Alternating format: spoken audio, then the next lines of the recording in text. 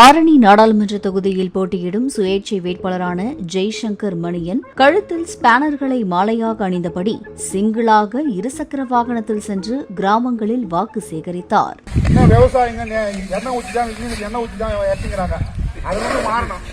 நமக்கான யுத்தம், இது எலெக்ஷன் இல்ல, போர், இது கடைசி போர். மாற்றம் வேண்டும் என்று அவர் பேசியதைக் கண்டு யார் பெற்ற பிள்ளையோ என்று வியப்புடன் பார்த்தனர்.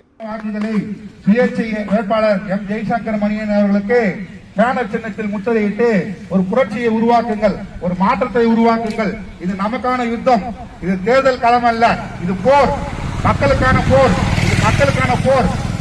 இந்த கடைசி யுத்தத்தில் நம் மக்கள் ஜெயிக்கவில்லை என்றால் இந்த நாட்டை கடவுளால் கூட காப்பாற்ற முடியாது. தயவு செஞ்சு சுயேட்சை வேட்பாளருக்கு ஓட்டிடுங்கள்.